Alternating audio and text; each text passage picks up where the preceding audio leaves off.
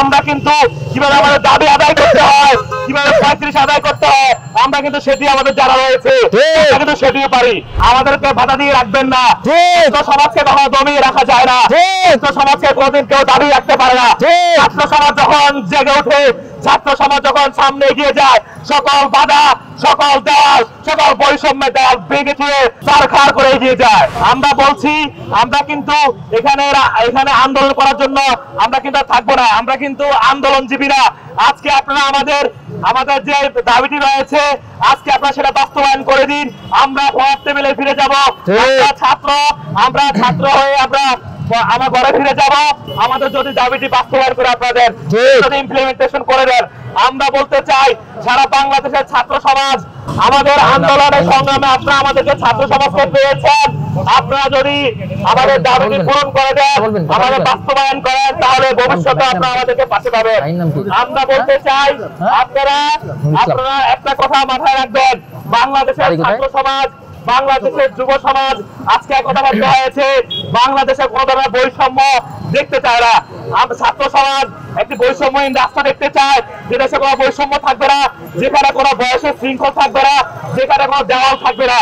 কাছের দেওয়াল দিয়ে আমাদেরকে বাধা দিয়ে রাখবেন না। তো সমাজকে কখনো দমিয়ে রাখা যায় না, তো সমাজকে কোনোদিন কেউ দাবি রাখতে পারে না। ছাত্র সমাজ যখন জেগে ওঠে, ছাত্র সমাজ যখন সামনে এগিয়ে যায়, সকল বাধা, সকল দেওয়াল, সকল বৈষম্যের দেওয়াল ভেঙে চুরে ছারখার করে এগিয়ে যায়। এখন আপনারা যত দ্রুত সম্ভব আমরা যে আন্দোলনটি করেছি, দীর্ঘ আন্দোলন সংগ্রামের আমাদের যে ইতিহাস রয়েছে, আমাদের যে ব্যাকগ্রাউন্ডটি রয়েছে, আপনারা সেগুলো জানুন। আপনারা সারা পৃথিবীতে কিভাবে চলে আপনারা সেভাবে গবেষণা করুন। আমরা মনে করি আপনাদের আছে গবেষণার, আপনাদের রিসার্চে যথেষ্ট ঘাটতি রয়েছে।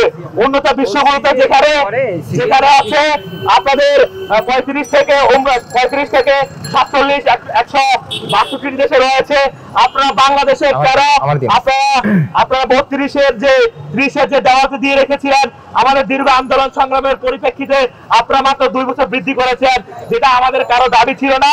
আমরা যারা এই বিগত 12 বছর ধরে, 1 যুগের বেশি সময় ধরে আন্দোলন করে আসছিলাম, রাজপথে আছি, আমাদের দাবি আমাদের রাজপথের যারা আমরা আন্দোলন করছি, আমাদের কোন রাজপথের সহযোগী, আমাদের কোন রাজপথে আমাদের ভাইরা, আমাদের বোনেরা কেউ কখনো 32-এর কথা কেউ কোনো উচ্চারণ করেনি। আমাদের প্রশ্ন আছে, এই 32 কোথা থেকে আসলো, এই 32 কিভাবে আসলো? এই প্রশাসনকে আমরা ছাত্র সমাজ দৃঢ়ভাবে প্রত্যাখ্যান করি। এই 32-এর বিরুদ্ধে আমাদের অবস্থান 3 বারের BCS যদি 4 বার হতে পারে, আমরা বিশ্বাস করি 32 থেকে 35 হওয়া কিন্তু কোনো সমস্যা হতে পারে না।